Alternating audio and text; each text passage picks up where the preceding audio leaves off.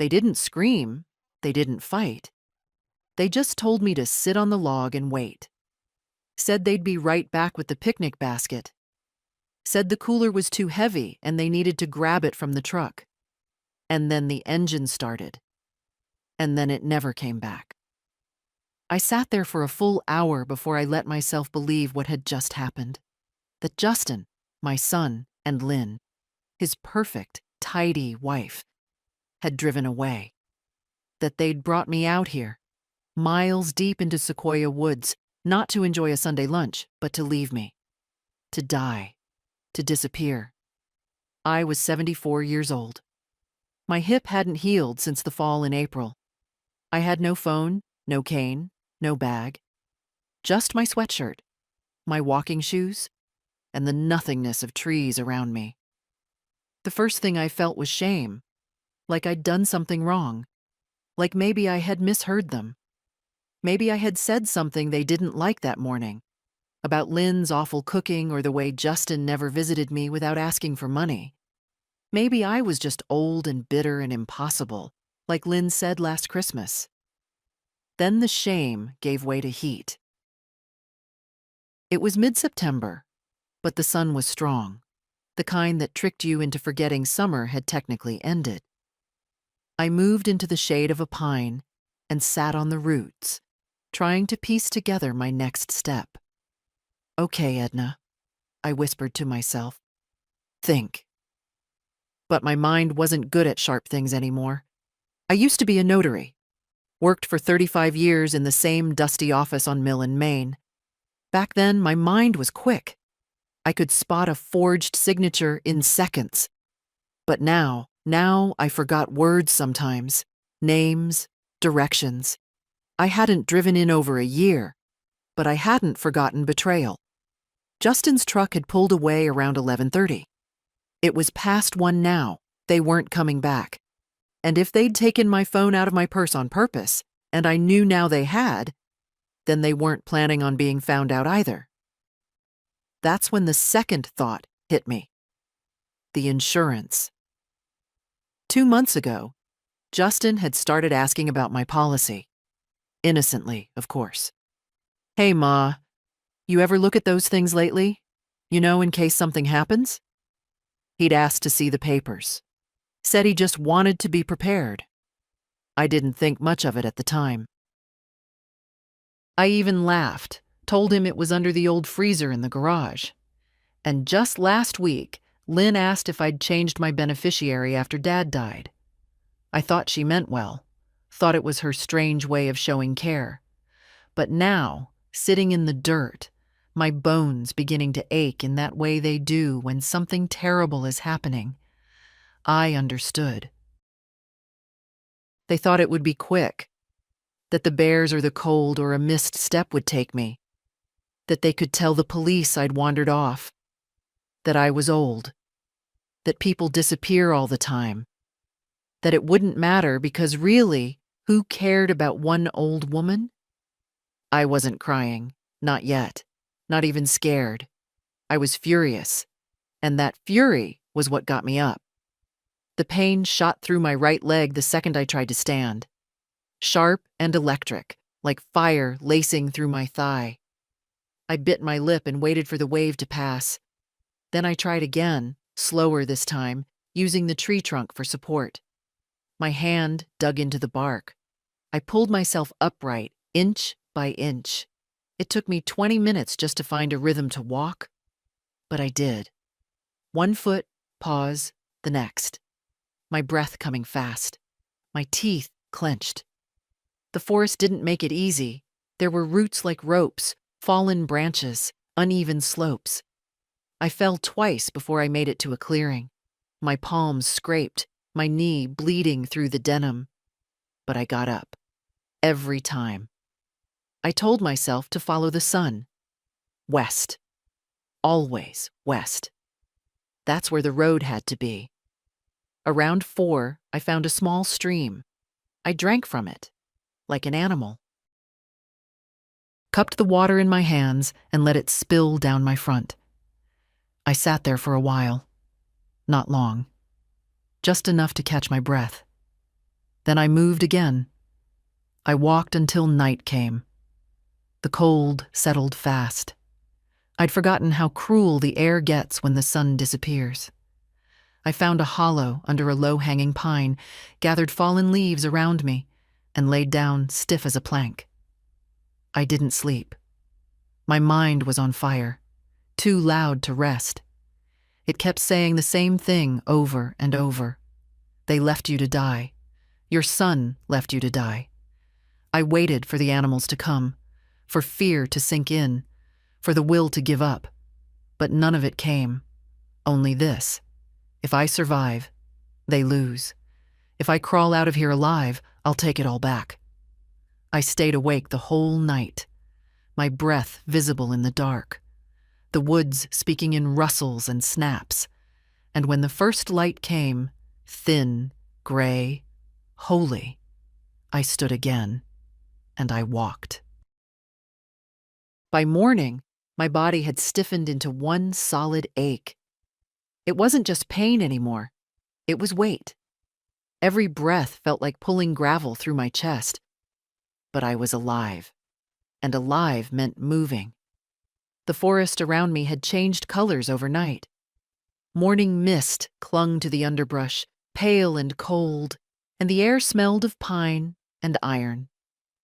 Somewhere far off, a woodpecker drummed on a hollow tree. I took it as a sign. Something still had rhythm here, even if I didn't. My shoes were soaked through from the stream. My left sock had torn open, the edge rubbing my heel raw. When I tried to walk, my hip screamed. But the scream was quieter now, like a sound that had accepted it wouldn't be heard. I followed the water. That was something my husband, Tom, used to say. You get lost? Follow the water. It'll take you somewhere people live, or somewhere they died trying. I never thought I'd need that advice for real. Every few hundred yards I stopped, leaning against a tree. My throat was raw from thirst, my lips split open. I chewed pine needles just to make saliva, the taste sharp and bitter. I thought about how Lynn used to scold me for keeping survival junk in the car. Old blanket, flashlight, granola bars. I'd taken them out last month when she offered to clean the trunk. I realized now what she'd really done. They'd planned this for weeks, maybe longer. There was a moment, somewhere between the second fall and the fifth, when I wanted to lie down and let it end. It came quiet, like a whisper. No one's coming, Edna. No one's looking. I almost believed it. Almost. Then I saw a candy wrapper stuck to a bush. Shiny, purple, half buried in dirt. A stupid thing, but human. I picked it up and tucked it into my pocket, like proof that the world still existed beyond these trees. The sun climbed higher. Noon, maybe. I was dizzy now, moving slower. The sound of rushing water grew stronger ahead, maybe a wider stream, maybe a river. I crawled the last few feet down a slope and saw it. A narrow creek cutting through the woods, shallow but running fast. I dropped to my knees and drank again. It tasted like life and dirt at once. Then I lay on my side, my cheek pressed into moss, and laughed. A dry, broken laugh that startled a bird out of a branch nearby. For a few minutes, I let myself imagine a helicopter, a rescue team.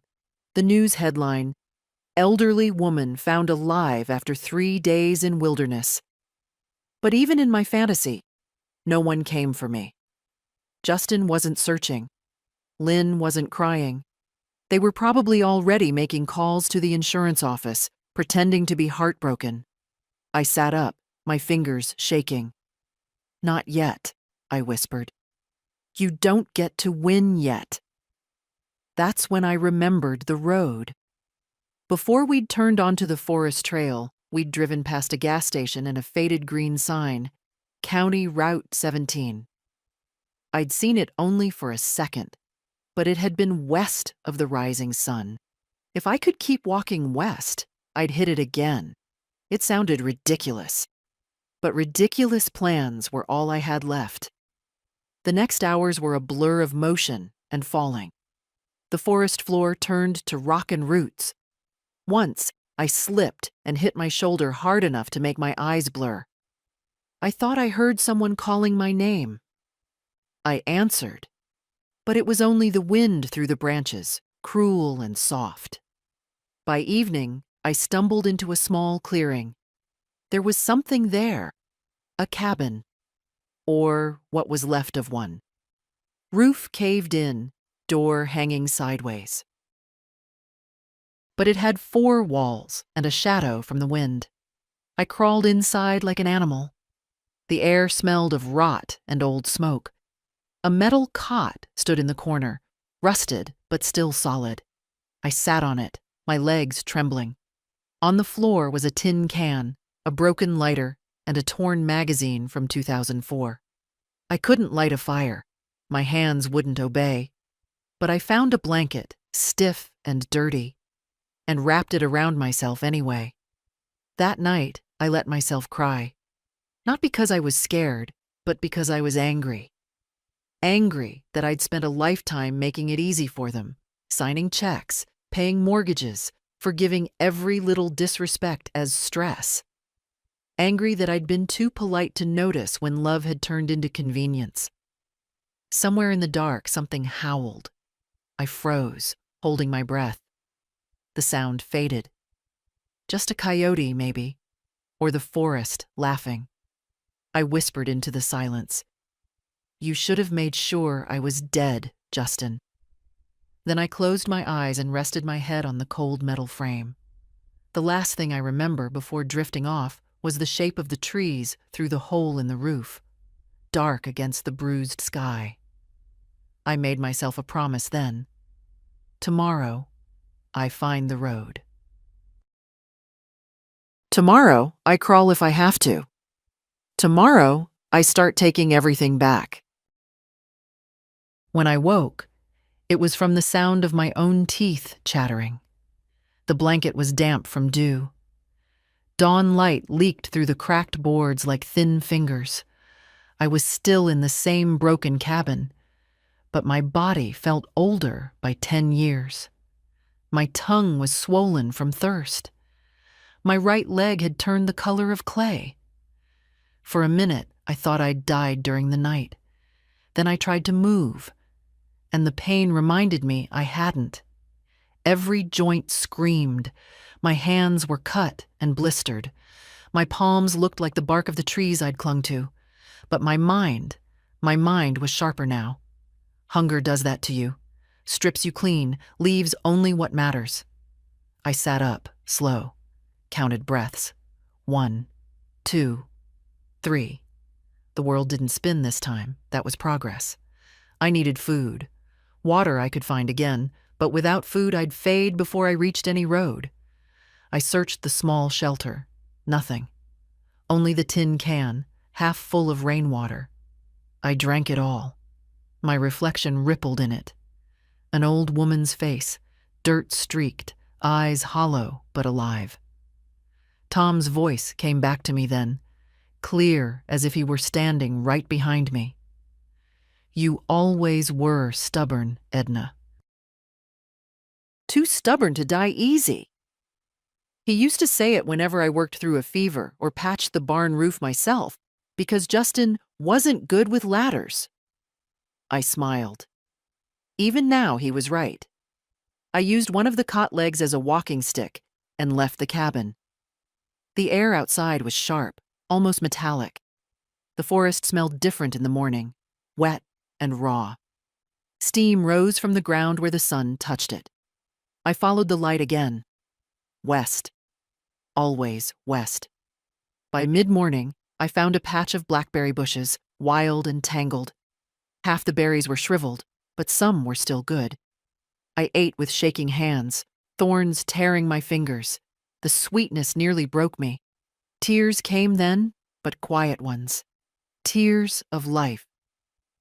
Not today, I whispered. You hear me, Lynn? Not today. The path ahead dipped down into a narrow ravine.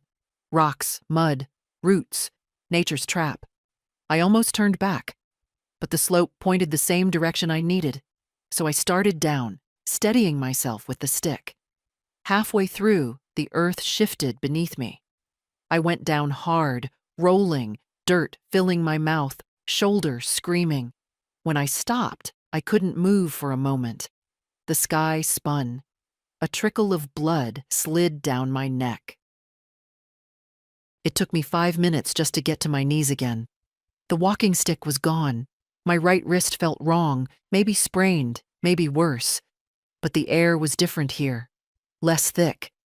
I heard something faint, like a hum, low and steady. I held my breath. Engines. I froze, listening. There it was again. Not close, but not far either. I started crawling toward the sound. It wasn't heroic. It was pathetic, slow, desperate, but it was movement. Inch by inch, across damp soil and fallen leaves. My body had stopped being mine hours ago. It was just a tool now. I used it. After what felt like hours, I saw it, a flash of gray between the trees. Metal. I dragged myself closer.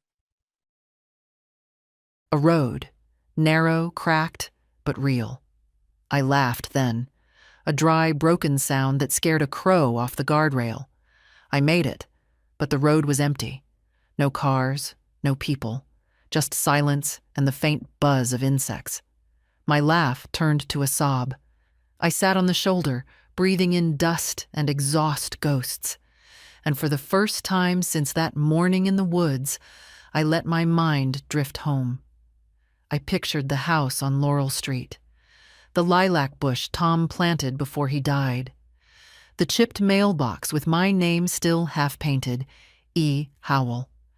I imagined Justin standing in the driveway, maybe rehearsing his story for the police. She just wandered off. You know how she was. Forgetful. And Lynn, with her perfect hair, crying on command. She was good at that. Always had been. I pressed my palm to the asphalt, rough and warm. "You'll see me again," I said aloud. "You'll see me walk up that porch." A shadow moved. For a moment, I thought it was my imagination. Then I heard it, the low rumble of an engine. A truck appeared at the curve, headlights off, slow. I waved my arms weakly. The driver slammed on the brakes, dust flying. A man climbed out, mid-40s, wearing a red cap and the kind of look people reserve for ghosts. "Jesus, lady," he said, "you okay?" I tried to speak, but the words tangled. Only a hoarse whisper came out. "Please, I need town." He hesitated, then nodded. "Get in. I'll take you." He helped me into the passenger seat. The smell of gasoline and coffee filled the cab. He offered me water from a plastic bottle. I drank it in one go. "What happened?" he asked as we started moving. "You lost?" I looked out the window at the trees sliding past. "Something like that." "You got family around here?" I almost laughed. "Not anymore." He didn't push. Drove in silence. When the forest thinned and the first rooftops appeared, I felt something tighten in my chest. Not relief, not fear. Something in between. I wasn't done suffering. I was just done being lost. "Drop me near Mill Avenue," I told him. "I can walk from there." "You sure?" he asked. I nodded. "I've been walking a long time." He left me by the old gas station, the one I'd passed that morning before they took me in. I stood there, watching his truck fade into the distance. I was home. Not safe yet, but home's close enough to start a war. The first thing I noticed was how normal everything looked. Cars passed. People walked dogs, carried groceries, yelled into phones. The gas station had the same faded banner fluttering over the window, now serving breakfast biscuits. My town hadn't changed. Not for my disappearance, not for my suffering. Life, it seemed, went on without me just fine. I didn't go home. Not yet. Instead, I walked, slow and lopsided, like someone recovering from surgery, down Mill Avenue toward the only place that would let me disappear for a while, the Golden Pine Motel.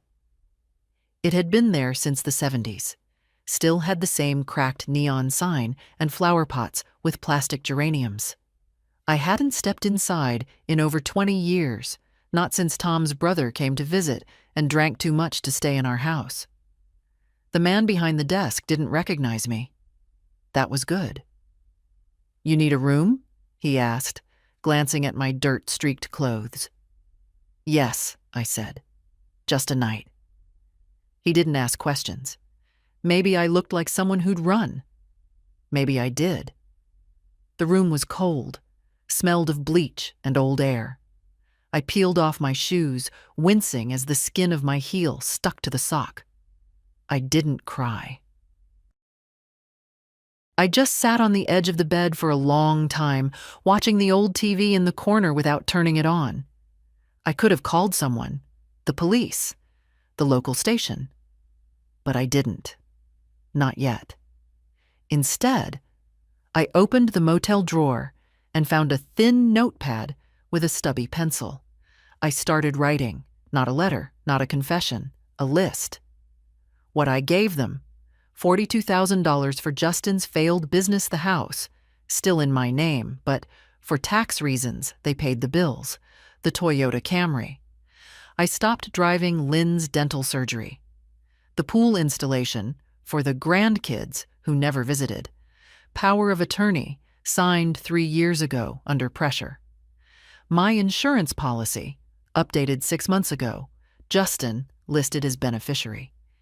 Each line felt like pulling a tooth, not because of the money, but because of how easily I'd said yes.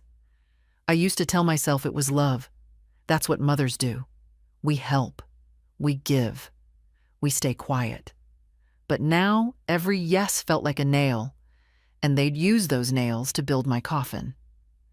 When I finished the list, I folded the paper and tucked it under my pillow. Then I lay back, staring at the cracked ceiling. I didn't sleep. I just waited. At 7 p.m., I left the room. I walked slowly to the edge of town, toward Laurel Street, my street. I didn't get close enough to be seen, just far enough to see the lights. My house was lit up. Porch lights. Living room. Kitchen. I recognized the pattern. It was the company's over setting. And then I saw the reason. Balloons tied to the mailbox. Silver. Floating like apologies. They were throwing a memorial. I stood in the shadows of the oak tree across the street and watched as the guests arrived. Neighbors, colleagues, a few people from Justin's church group. They brought food, hugged each other, laughed. And then I saw her, Lynn. In a dark dress, hair pulled back, eyes red, but makeup flawless. She was good, I'll give her that. She could sell grief like a professional. She stood at the top of the steps, hand to her heart, nodding as people offered condolences. Justin wasn't outside, but I could imagine him inside, preparing his speech. We lost her too soon. She was forgetful. We thought she was just going for a walk. We never imagined. I felt nothing, no rage, no heartbreak, just a deep, precise clarity. They were mourning me. Beneath my roof. Over food I probably paid for. Let them cry. Let them grieve. Let them believe, for now, that they got away with it. Because tomorrow, everything would change. I turned and walked back to the motel. Each step steadier than the last. I slept that night, deep and cold, like stone. When I woke, it was with one thought in my mind. I need my money, my rights, my name. At 9 sharp, I walked into my bank. The teller, young, bright smiled, froze a little when she saw me. "Ma'am?" "I'm sorry, I'd like to speak to Richard Duncan," I said. My account manager. A pause. Then, of course, they called him from the back. He came out 5 minutes later, holding a clipboard and a coffee cup. He nearly dropped both when he saw me. "Mrs. Howell?" "Alive," I said, "and I want to review my accounts." We sat in his glass-walled office. He fumbled with his pen, sweating. We were informed you were, your son." "I didn't ask what he told you," I said calmly. "I asked to review my accounts. All of them. Today." He swallowed. "Yes? Right away." It took an hour. Every transaction, every withdrawal, every monthly autopay I hadn't approved. Turns out, Justin had been busy. Reallocating, renaming, consolidating assets, he told Richard 2 weeks ago, preparing, no doubt, for the payout. By noon, I had frozen every joint account. By 12:30, I had revoked the power of attorney. At 1, I called my lawyer. "Tom's old estate guy?" he asked. "No," I said. "Someone sharper." Because this wasn't just about protecting what was mine. It was about making them answer.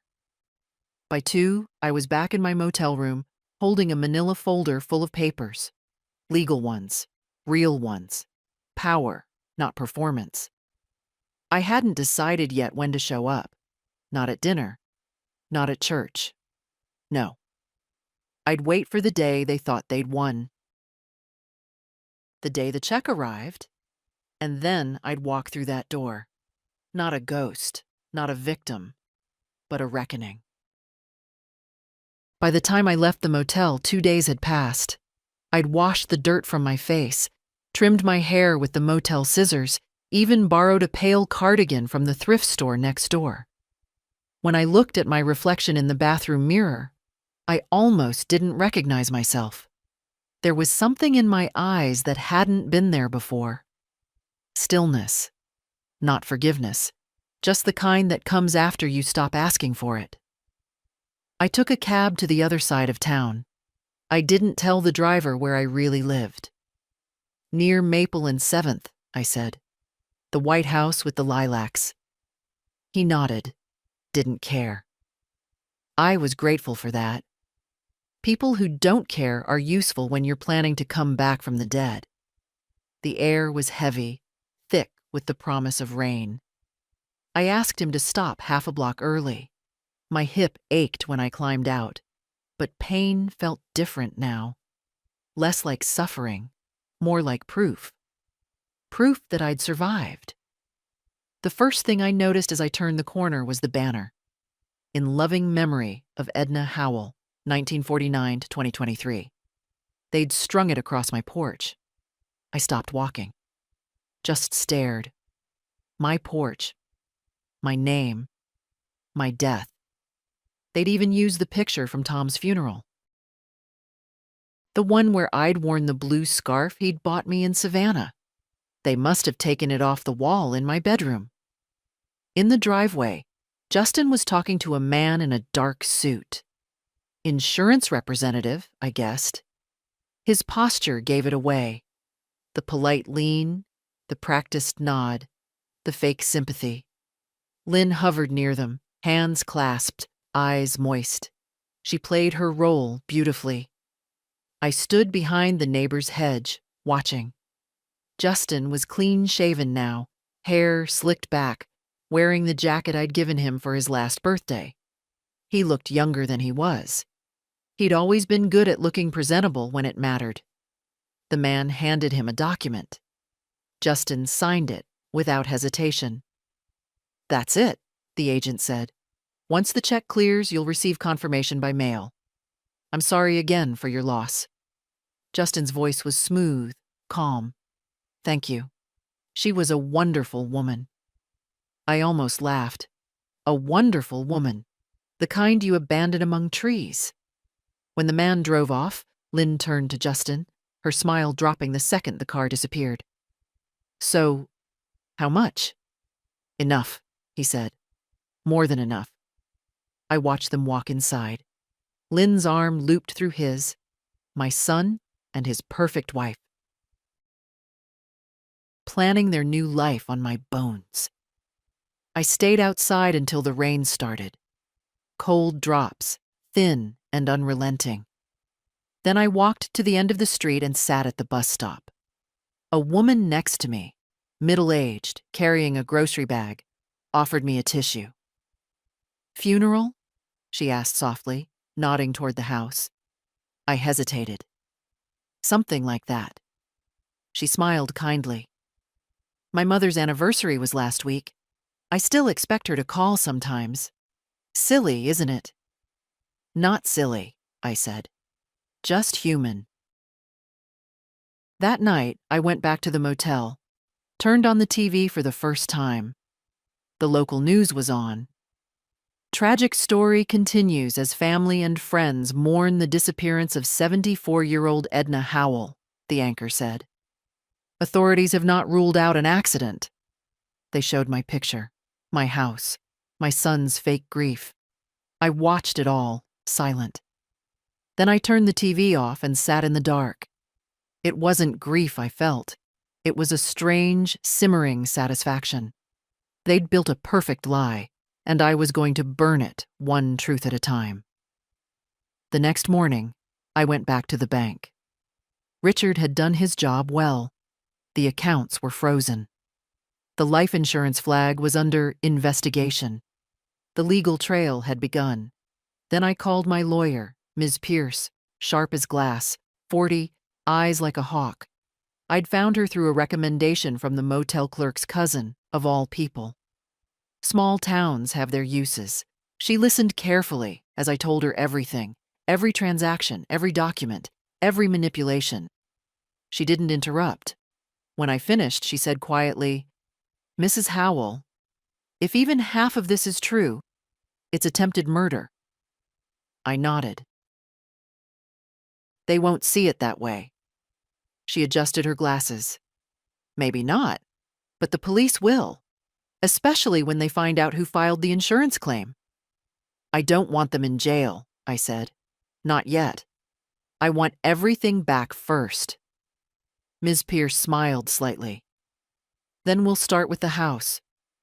That afternoon, we drove there together. She insisted I wait in the car while she spoke with them. Rain had turned to drizzle. Through the window, I saw her step onto the porch, knock. Lynn opened the door. Confused at first, then guarded. Justin appeared behind her.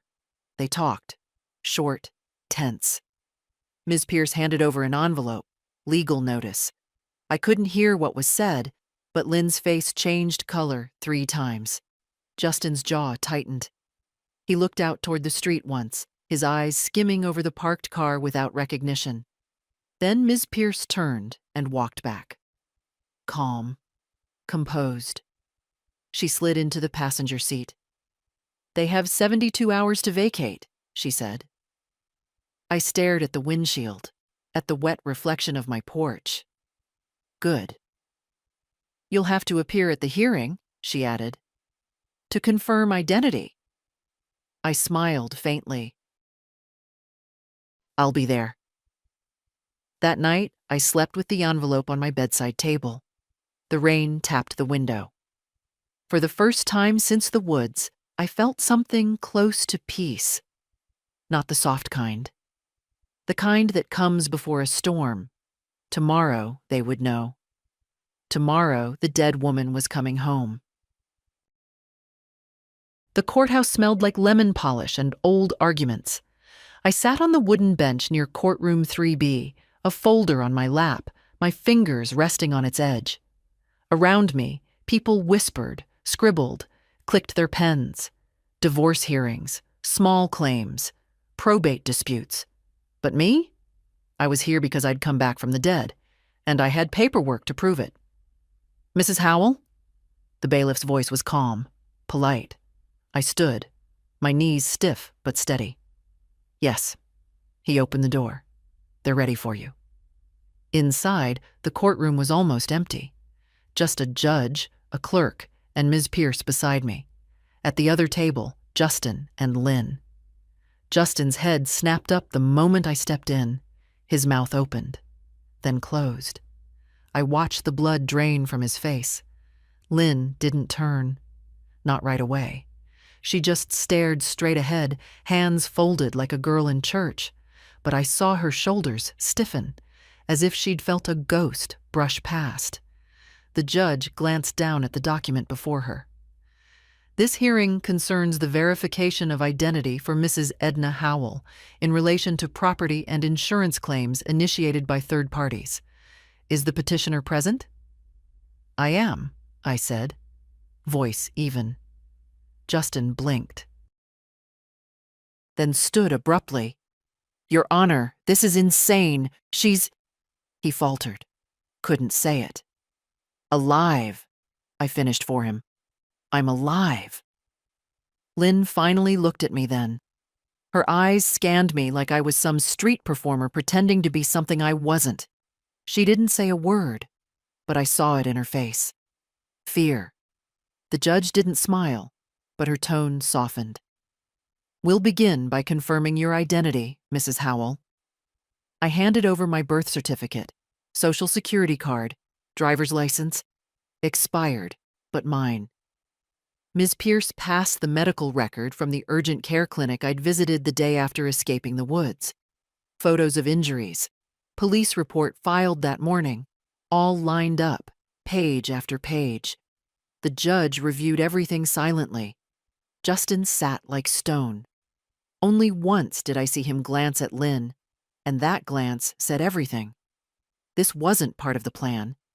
They thought I'd died quietly, that nature would cover their crime. Instead, I came back with ink and witnesses. After a long pause, the judge looked up. The court recognizes Mrs. Edna Howell as legally alive and in full capacity to manage her estate. Effective immediately, all property and financial rights revert to her. Ms. Pierce nodded. We'll begin proceedings to reverse the transfer of authority and restore ownership of the Laurel Street home. The judge tapped her gavel once. So ordered. That was it. No dramatics, no outrage. Just the sound of a gavel and the end of their game. As we stood to leave, Justin stepped toward me. His voice dropped to a whisper. Mom, what are you doing? I looked him in the eye. I'm coming home. Lynn grabbed his arm, pulling him back. Don't, she hissed. But I wasn't done. I turned to the judge. Your Honor, may I request a sheriff's escort when I return to the property? The judge nodded. Granted. That afternoon, I watched from a distance as a sheriff's deputy knocked on my door. Justin opened it, said something.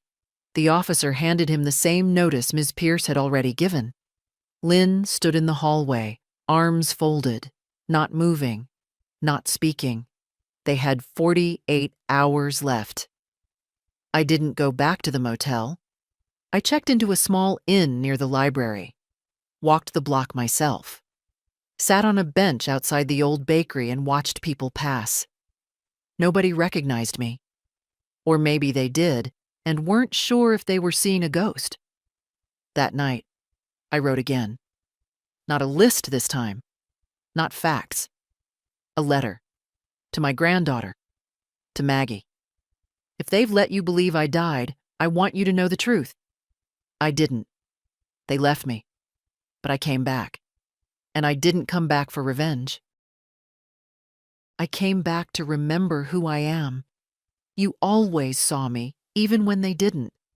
I'll be waiting when you're ready to find me. Love, Grandma. I folded the letter, sealed it, and walked it to the post office at sunrise. The woman behind the counter looked at the name and address. Your family? She asked. I smiled. Not yet, but maybe again someday. Then I turned toward Laurel Street, my porch, my name still on the mailbox. Tomorrow they'd be gone, and I'd walk back into my house, not as a guest, not as a mother begging for space, but as the woman who built it, alone, alive, and free. I didn't want to go to the police. Not because I was afraid they wouldn't believe me, though I knew that was a risk. I didn't want to because it made it real. Because once you name a thing, it becomes something you have to carry forever. But what they did had a name, and I was done pretending otherwise. That morning, the sun rose clear. No rain, no mist, just light, honest and harsh. I put on the navy blouse I'd bought at the thrift store and buttoned it all the way up. There was a small tear under the left arm. I didn't fix it. Let them see the damage. Let them know it wasn't all polished and neat. The station hadn't changed. Still the same waiting chairs with worn vinyl. Same flag in the corner. Same front desk with the chipped sign, "Be kind. We're here to help." I stepped forward. The woman behind the desk looked up from her computer. "Morning. Can I help you?" "Yes," I said. "I'd like to report a crime." Her expression didn't change. "All right. What kind of crime?" "Attempted murder," I said. Now she looked at me. "Excuse me?" "My name is Edna Howell, 74 years old, resident of Laurel Street." I handed her my ID and a folded document from Ms. Pierce, a notarized statement with dates, medical notes, and a timeline. "I was left to die in Sequoia Woods 5 days ago by my son and his wife." She blinked. Slowly. Just a moment. 10 minutes later, I was sitting in a small, windowless room, the kind where you start to sweat even when it's cold. A younger officer came in, Detective Hanley. Mid-30s, neat haircut, the kind of face that looked more comfortable behind a laptop than in the woods. But his eyes were steady. "Mrs. Howell, I'm sorry. We were told you were dead," I said. "Yes, so was I." He paused. "May I record this conversation?" I nodded. The red light blinked on. He folded his hands. "Tell me everything, from the beginning." So I did. From the morning they said we were going on a short hike, to the moment they drove off, to the 2 nights in the woods, the blisters, the berries, the rusted cabin, the walk to the road, the truck driver who picked me up, the motel, the bank, the lawyer, the insurance paperwork already in motion. I didn't cry. I didn't flinch. Hanley didn't interrupt, except to ask dates and names. He wrote everything down. When I finished, I pulled my sleeve back and showed him the bruises still fading down my arms, the cuts on my palms, the raw skin at my ankle. "I've already been checked by a doctor," I said. "Everything's documented." He was quiet for a long time. Then, "Do you know why they would do this?" I looked at him. "You're a smart man, detective. You know why." "Money. Almost $250,000 from the life insurance," I said. "Plus the house, the accounts, and whatever else they thought they could keep." He exhaled slowly. "You understand that this will be delicate. They're your family." "They were," I corrected. "Not anymore." He nodded. "Do you want to press charges?" "I want it investigated, properly. I'm not looking for revenge. I'm looking for truth." He closed the file. "You'll hear from us within 48 hours. If what you're saying holds up, and it looks like it does, we'll move forward." I stood. My knees creaked, but I didn't care. "Detective?" "Yes?" "I know how this looks. An old woman, family trouble, some bad decisions, some money. Easy to dismiss." He didn't argue. But I crawled out of that forest to look people in the eye. I'm not just a mother or a victim. I'm a witness. And I intend to be heard. His face didn't change, but something in his posture did. "Yes, ma'am." Outside, the light hurt my eyes. I pulled my sunglasses from my pocket, the cheap kind from a rotating rack. Put them on like armor. I didn't go home. Not yet. I walked to the coffee shop on 8th, the one I hadn't visited since Tom died. Ordered a black coffee. Sat by the window. I watched people live. and I waited. 2 hours later, my phone buzzed. Unknown number. Mrs. Howell? Hanley's voice. We've reviewed initial documentation. I've assigned a team. We're opening a formal investigation. I closed my eyes. Not in relief, in readiness. They had thrown dirt over me. Now they'd watch me rise. There was a time I would have died for Justin. Not in the dramatic sense, not the kind you see in movies. I mean the quiet kind, the everyday kind, the kind where you work double shifts so your child can go on the school trip, where you eat toast for dinner so there's enough left for their soccer fees, where you lie for them when the neighbors ask why the front window is broken again. I did die for him, a little, bit by bit. But back then, I thought that was what mothers were supposed to do. Tom and I had him late. I was 36. Tom was 41. Everyone said we were brave, having a baby so close to middle age. I didn't feel brave. I just felt lucky.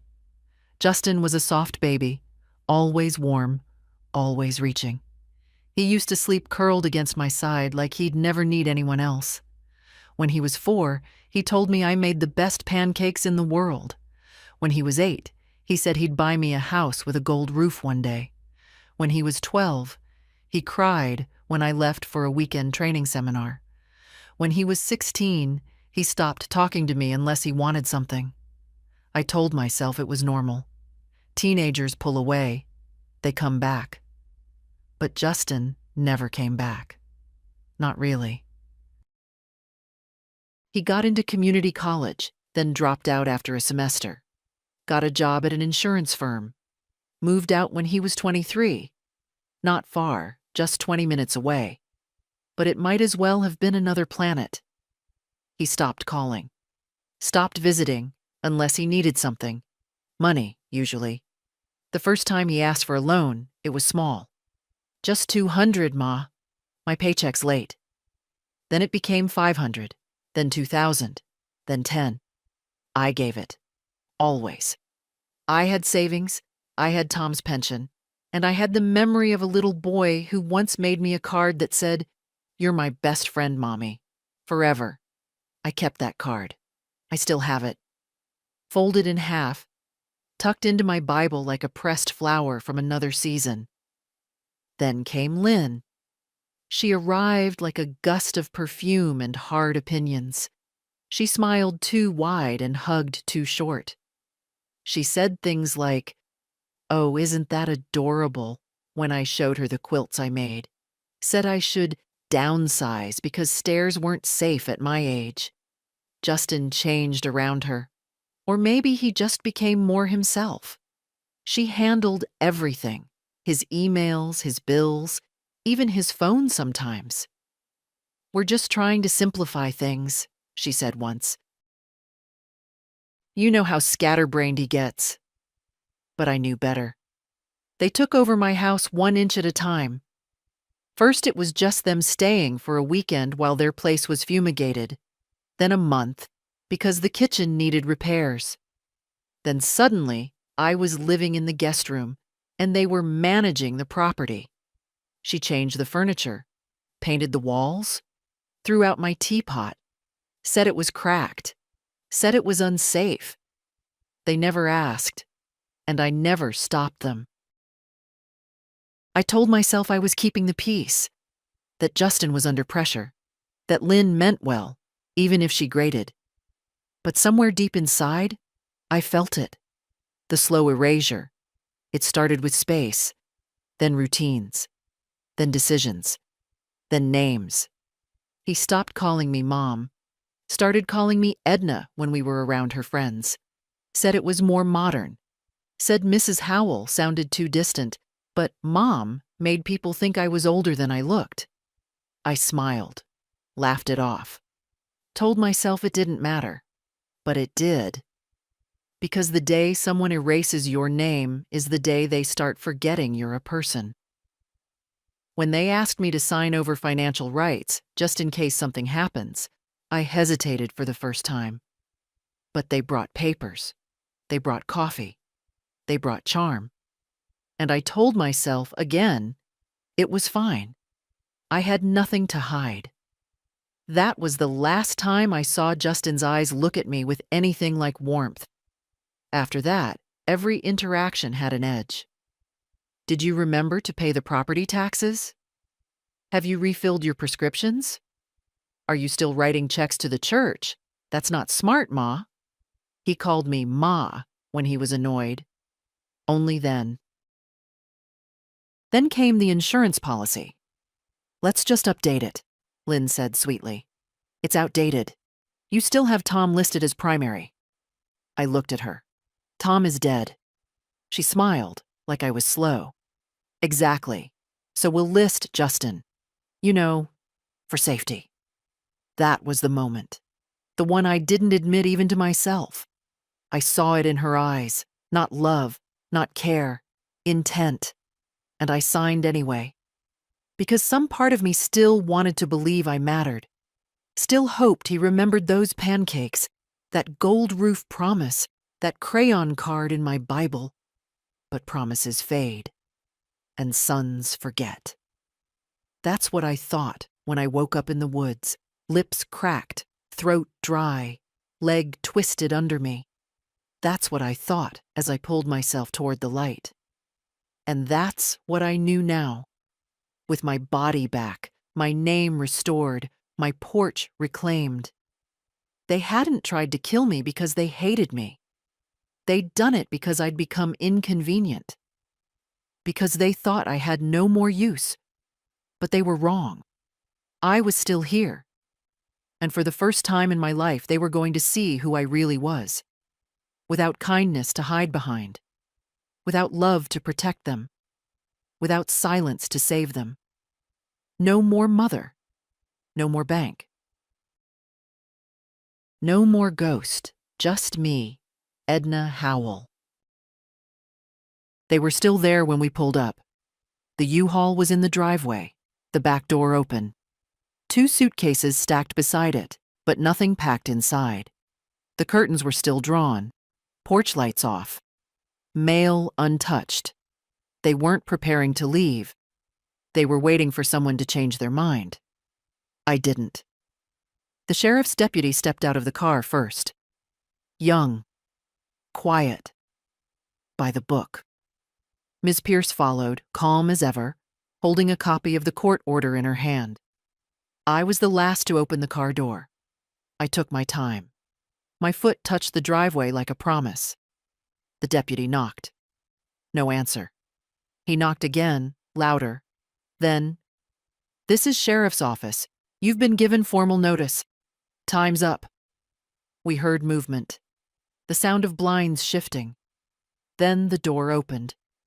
Lynn stood there in leggings and an oversized sweatshirt, hair pulled into a high bun like it was laundry day. She looked me in the eye, then looked past me like I was fog. "What is this?" she asked flatly. Ms. Pierce stepped forward. "You've been formally evicted under emergency reversal of transfer of property. Per court order, the legal owner has returned." "You mean her?" Lynn's mouth twisted. "Yes, Ms. Pierce said. "Her." Justin appeared behind her, barefoot, half-shaven, holding a phone. "This is unnecessary," he said. "We're appealing. You can't just come in here like this." The deputy held up his hand. "Sir, you've had 72 hours. You were given written notice and time to vacate. This is not a discussion." Justin looked at me then, for the first time since the woods. Really looked.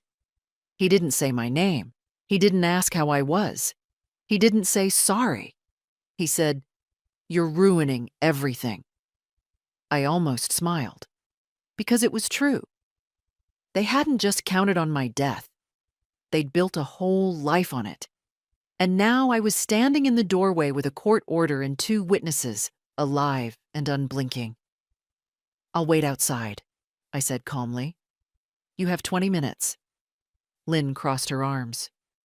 "You think this makes you noble?" You think anyone's going to care? You're just a bitter old. Ms. Pierce interrupted, voice still soft. You're not helping yourself, Mrs. Howell. I'm not her, Lynn snapped. No, I said. You never were. They slammed the door shut. Inside, I heard drawers opening, a cabinet, the hurried thump of boxes being half filled. But I didn't move. I stood on my walkway and looked at the street. The neighbors weren't watching. Curtains twitched, but no one came out. Small towns know how to pretend they didn't see. The deputy stayed by the steps. Ms. Pierce stood beside me. Do you want to say anything? She asked quietly. To them? She nodded. No. She waited. But to you, yes, I said. I'm listening. I looked at my garden, the dry planters, the hedge they never trimmed. I spent 30 years taking care of this house. Paint, leaks, repairs, every little crack. I took pride in it, and then I spent 5 years watching them unmake it. Piece by piece. First they changed the paint, then they changed the rules, then they changed me. Ms. Pierce didn't interrupt. I thought love meant silence, meant giving, meant patience. And now? She asked. Now I know love should never be taken for granted, I said. And silence isn't always grace. Sometimes it's just permission. The door opened. Lynn stomped out first, carrying a duffel bag and a plastic tub labeled office. She didn't look at me. Justin followed, slower. He had a backpack and one suitcase. His eyes were bloodshot, his shirt untucked. He stopped halfway down the steps. You could have talked to me, he said. I did, I replied. You stopped listening. He looked like he wanted to say more, then didn't. They loaded the car in silence. I waited until they drove away. Then I stepped inside. The air was stale. The living room reeked of some kind of reed diffuser, vanilla and chemicals. The walls were still the pale gray Lynn had insisted on. The curtains were new. But the shape of the house was mine. The silence inside wasn't empty. It was clean. Ms. Pierce walked through behind me, checking the paperwork, snapping photos for documentation. The deputy made a note, then stepped out to radio confirmation. I stood in the doorway of the kitchen. My old kettle was gone. So was the fruit bowl Tom and I bought in Santa Barbara.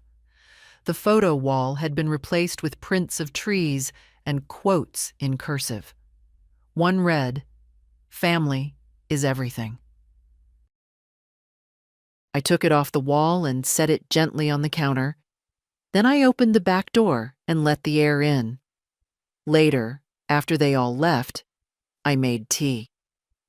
Not from my kettle, it was gone, but from a dented saucepan I found under the sink.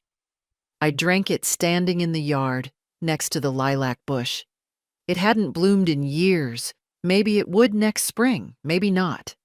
But it was mine again. Every dry branch, every ugly room, every broken drawer. Mine. And this time, I wasn't giving it away. I didn't call Maggie. I just wrote the letter, dropped it in the mail, waited.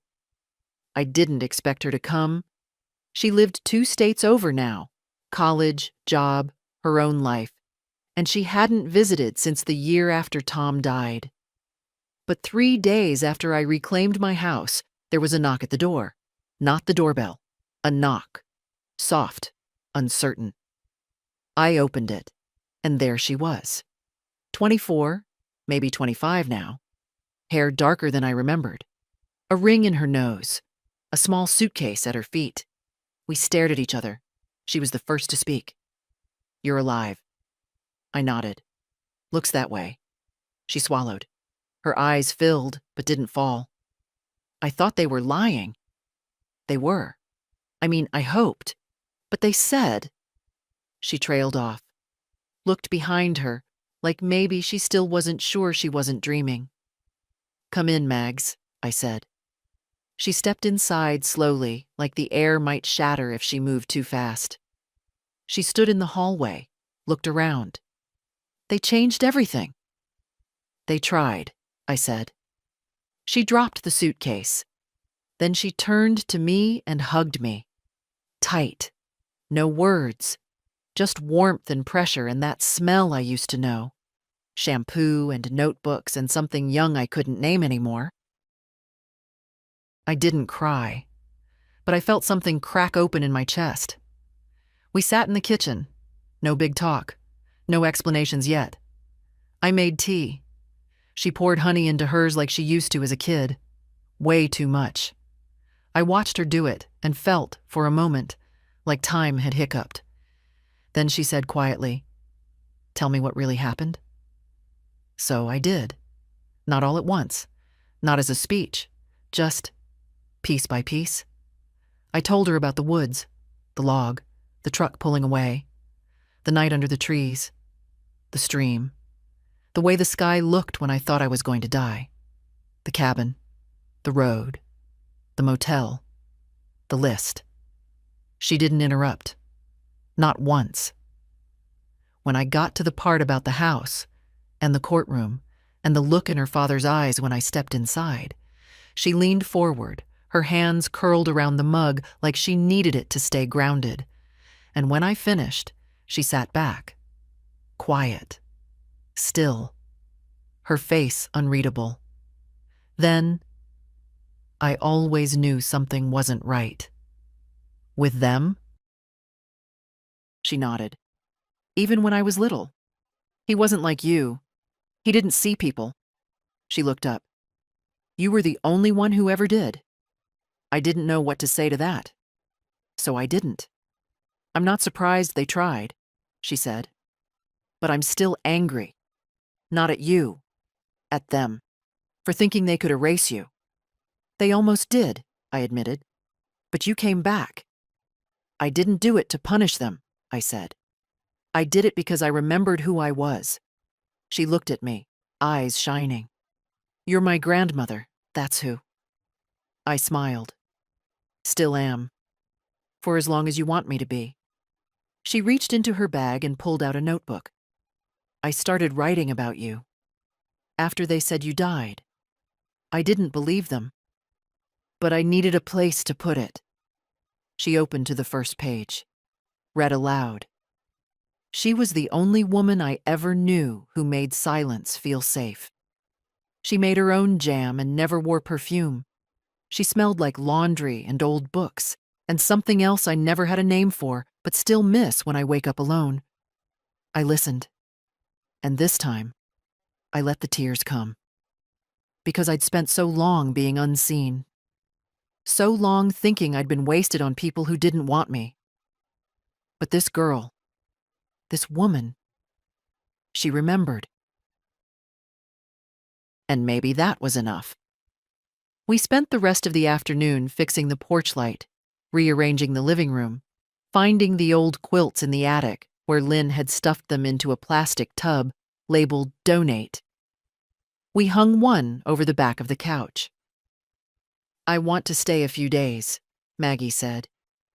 You can stay as long as you need, I replied. That night, we watched a movie on my laptop, ate popcorn from the same bowl Tom used to use.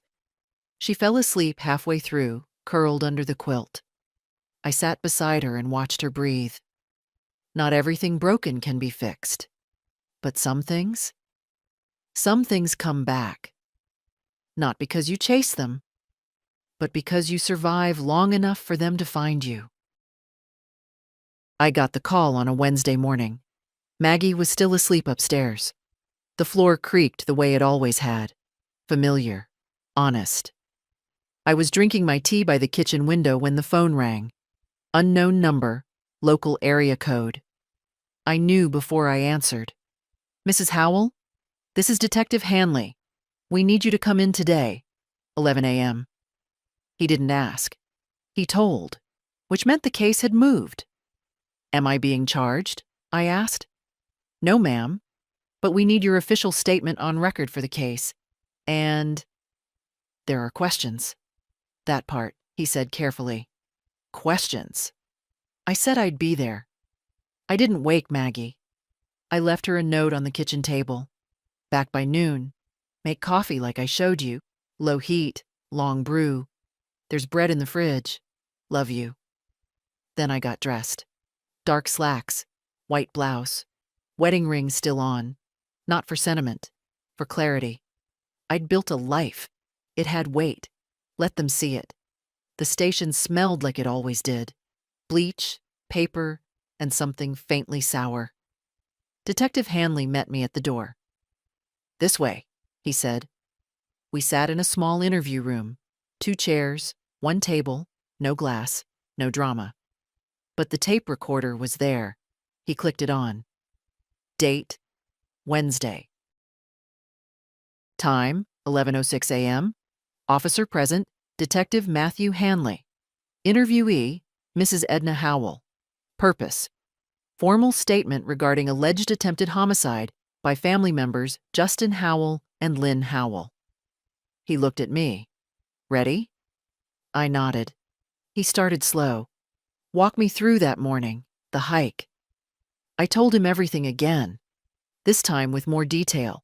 The fake cheer in Justin's voice, the way Lynn checked her watch when we got to the trail, the moment they asked me to sit down, just for a second, and how the silence after they walked off was louder than any goodbye. Hanley scribbled notes, nodded, asked for clarification. Then, did they ever actually say anything to suggest intent? That this was more than abandonment? I looked him in the eye. They took my water, my phone, my ID. They left me with nothing but a smile and a lie. That's not accident. That's calculation. He didn't argue. And when I returned, I added, they'd already filed the life insurance claim. That wasn't panic. That was preparedness. Hanley leaned back. We have the claim paperwork. Signed, submitted. 2 days after you went missing. Not reported missing until 5. I nodded. Because they thought I wouldn't make it that long. A long pause. Mrs. Howell, do you want them arrested? It was the question I knew would come. The one Maggie had quietly tiptoed around. The one Ms. Pierce hadn't dared ask. I answered without blinking. I want them held accountable. Meaning? You don't bury your mother alive and walk away with a check. That's not family. That's fraud. And it's attempted murder. He nodded once. We're building the case. But there will be scrutiny. I'm not here for pity, I said. I'm here for truth. He looked tired. Not unsympathetic. Just tired. You're remarkably calm, he said finally. I already survived the hard part, I replied. The rest is just paper. I signed the statement. Page after page. No hand tremble, no pause. When I stood, he walked me to the door. We'll be in touch soon. You've done more than most would. I smiled faintly. That's the thing about surviving, detective. You don't stop just because it's uncomfortable. I walked back out into the daylight. Crisp. Cold. The kind of October wind that makes your lungs sting. I didn't go straight home. I stopped by the grocery store. Bought lemons, thyme, fresh bread. Maggie liked real food. Said it felt like memory. When I came home, she was sitting on the porch, reading. She looked up. You okay? I sat beside her. Getting there. Are they going to jail? I looked at the street, at the mailbox with my name. I don't know. That's not up to me. But you want them to pay. No, I said. I want them to be seen. That's worse in a way. She didn't speak, just leaned her head against my shoulder. For a long time, we sat in silence. Then she said, You scare me a little. I smiled. Good. Maybe that means I finally did something right. The envelope was cream-colored, thick, sealed with the county's crest. I found it tucked into the screen door the way they do when they know the person lives alone. No knock, no ring, just placed gently, like bad news delivered with manners. I didn't open it right away. I took it into the kitchen, placed it on the table, and poured myself coffee first. Sat down. Smelled the steam. Then I picked up the envelope and slid it open with the same knife I'd used to slice tomatoes for lunch. Subpoena, Superior Court of County. It was official now. The hearing would be in 2 weeks. Preliminary. Not criminal yet, but the start of something that might be. Witness required. Edna M. Howell. Case reference, fraudulent insurance claim and elder neglect investigation. Justin and Lynn's names were printed just below. I folded the letter and set it down. There was no fear in me, not anymore. But there was a strange kind of grief, not for myself, for the version of me who once believed this would never be possible. The day passed slowly. Maggie was out. Library, I think. She was building a graduate school application, folding it into the quiet corners of her visit. She hadn't said how long she'd stay. I hadn't asked. I spent the afternoon going through old boxes in the basement, not because I needed anything, but because I wanted to remember what I kept, what I let go, what they had thrown out without asking. I found the quilt Tom's mother had made us for our wedding, still folded, still soft. I found Justin's baby shoes, wrapped in tissue, his report cards, a birthday card he'd made at 5 years old where the Y in happy curled backward. I kept everything, and it hadn't saved me. That night, Maggie made dinner, pasta, garlic bread. We ate at the kitchen table, then she asked, "Do you want me there?" "At the hearing?" She nodded. I thought about it, then shook my head. "No, I need to stand alone." She didn't argue, just said, "Then I'll be waiting when you come home." I reached across the table and squeezed her hand. She didn't flinch. 2 days later, Ms. Pierce came over with more paperwork. Legal language, court logistics, timelines. She was brisk but kind, always with that edge of iron under her calm. "They'll try to spin it," she warned, "claim confusion, miscommunication, emotional stress.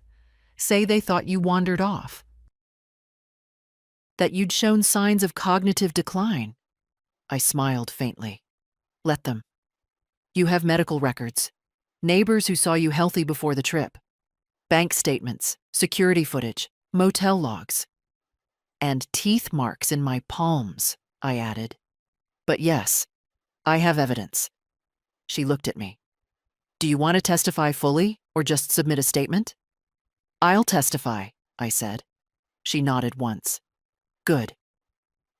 When she left, I stood at the door for a long time after it closed, watching the street. Somewhere out there they were preparing too, practicing lines, assembling paperwork, rehearsing grief.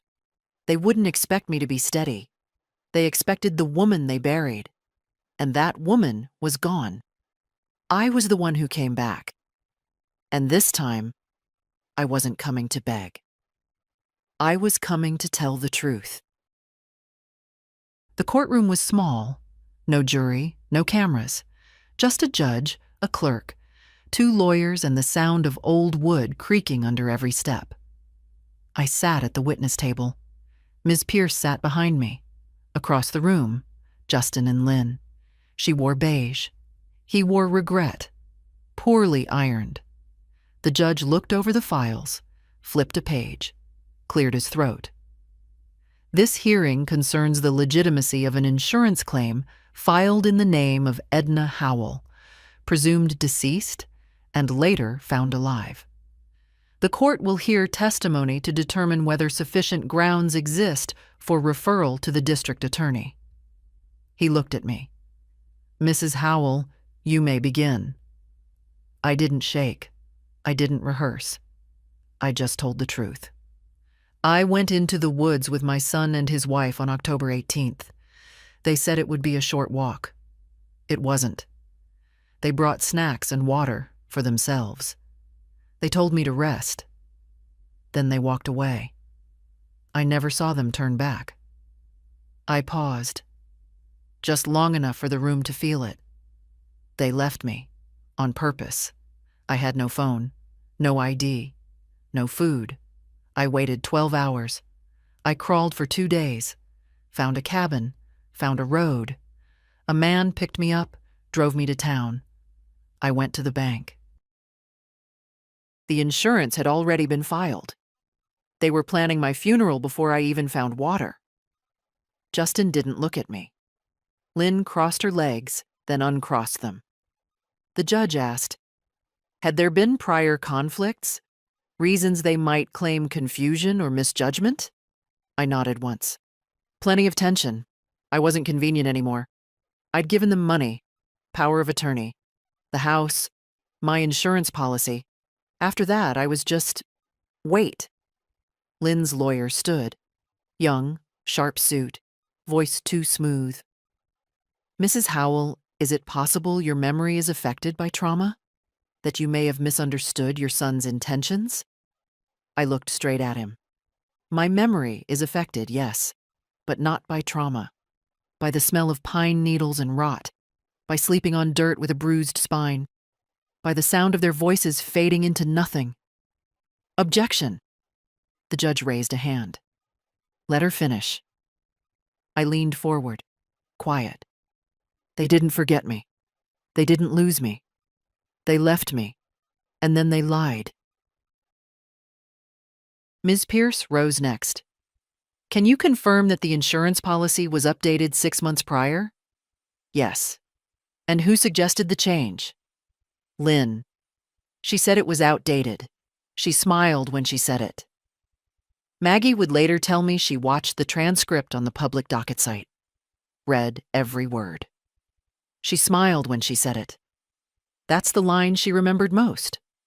The rest was paperwork, exhibits, bank records, medical forms, photos of my legs, raw from crawling, statements from the motel clerk, the truck driver, the nurse. By the time we finished, even the clerk wasn't making eye contact with the defense. The judge looked down at his desk, then up at Justin. You're entitled to respond. Briefly. Justin stood. His voice shook. She was confused. She's old. She forgets things. We thought she wandered. We didn't know she was missing right away. The judge raised an eyebrow. You filed a life insurance claim before filing a missing persons report. Justin stammered. It was a mistake. Lynn didn't speak at all. Her lawyer tried, but it didn't matter. The damage wasn't in the documents. It was in the room, in the way silence started to lean toward truth. The judge closed the folder. This court finds sufficient cause for referral to the district attorney for criminal investigation under grounds of fraud, elder abuse, and attempted homicide. Gavel. Just once. That was all. I stood slowly. My knees ached. My hands trembled a little now, but not from fear, from release. I didn't look back at them, not when I stepped down, not when I reached the door. Outside, the air was cool, clean. Ms. Pierce joined me on the steps. You did what you came to do, she said. I nodded. They can lie all they want now. The world knows. And what will you do next? I looked up at the sky, pale blue and endless. Live, I said. Fully, this time. It was a Thursday afternoon when they came. The sun was low, dust in the air, the kind of quiet hour when most people are still at work and the mail's already come. I'd just finished sweeping the front porch, something I hadn't done in years, but now did almost every day. The rhythm helped. I didn't hear a car, didn't need to. I felt them. I turned around, and there they were. Justin on the path. Lynn just behind him, arms folded tight, sunglasses on like she was avoiding daylight itself. He didn't speak at first, just looked at me like I was a painting he didn't remember buying. I said nothing. Then, finally, he cleared his throat. "Mom, can we talk?" I didn't move.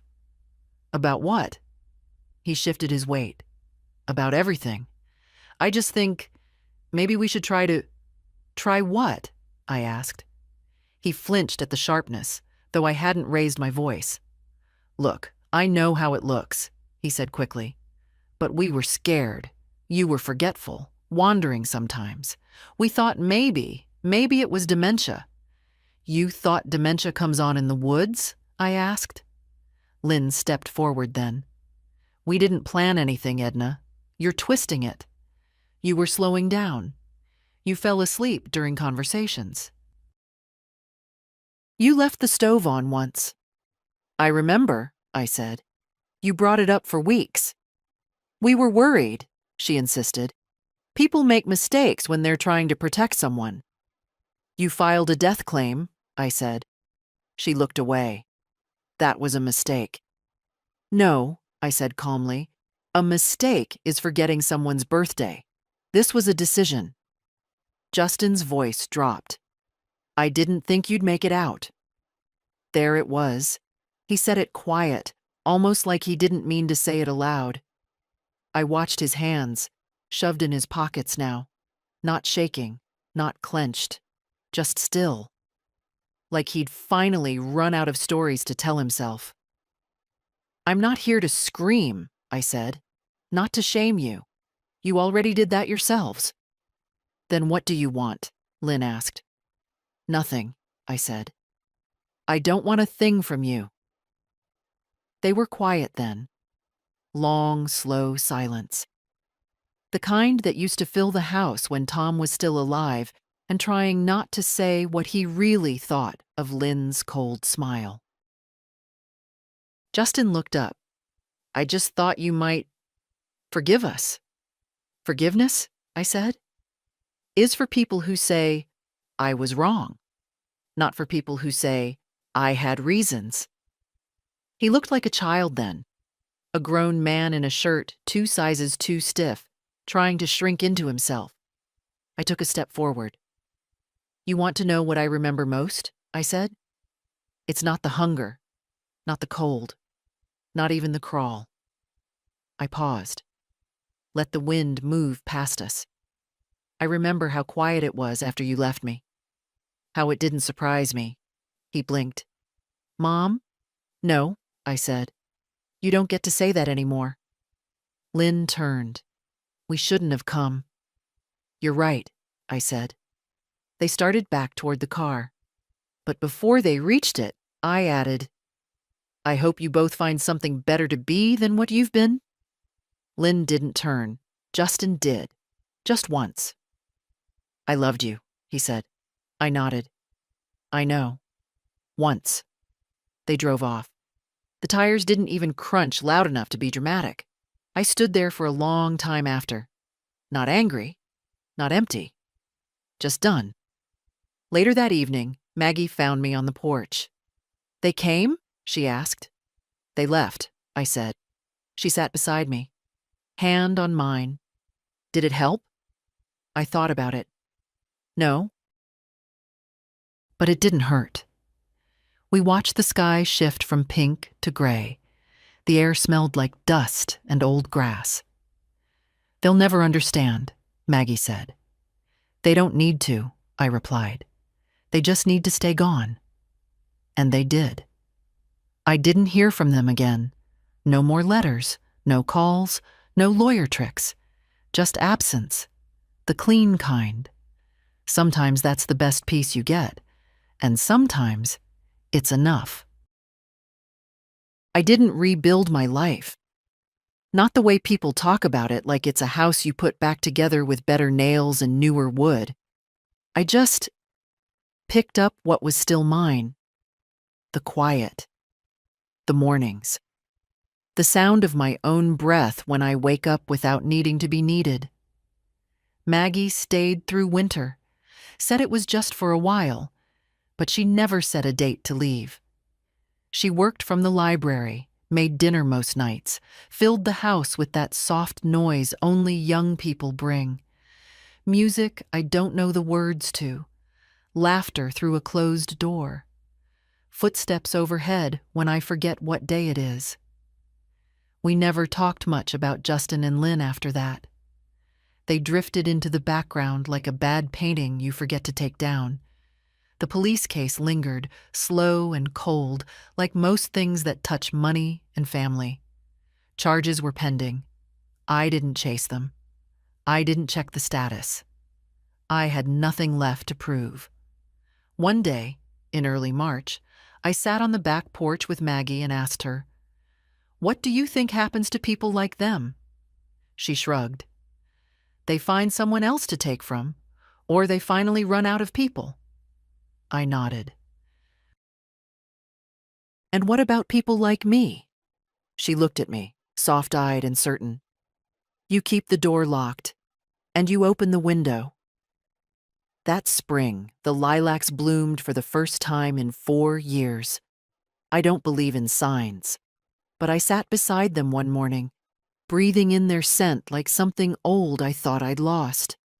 Not magic, just survival. Maggie planted tomatoes.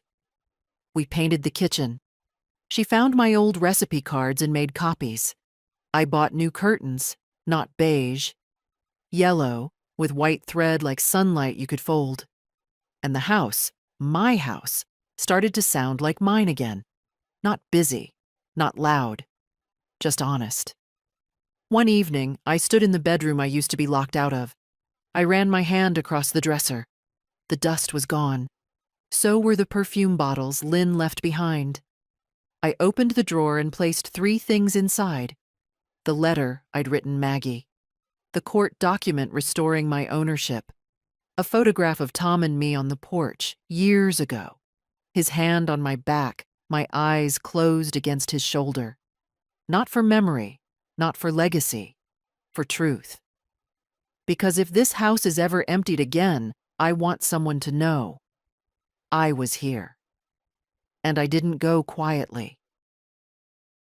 On the first Sunday in May, I walked to church for the first time in 2 years. The woman at the pew, Betty something, looked at me like she'd seen a ghost. Maybe she had. "You look good," she whispered. I smiled. I am. That day, the sermon was about Lazarus. I didn't miss the irony. Afterwards, they served weak coffee and 2 sweet cookies. I took both. Not because I missed them, but because I could. That night, Maggie and I sat on the porch. "What now?" she asked. "Now we live." "No plans?" "None that require anyone's permission." She leaned her head on my shoulder. We watched the stars come out, one by one, like little truths too patient to be loud. And when I finally spoke, it wasn't for her. It was for you. To whoever reads this, they might forget you. They might bury you. They might smile while they do it. But you're not done unless you say so. You get to come back. You get to choose silence or noise or something in between.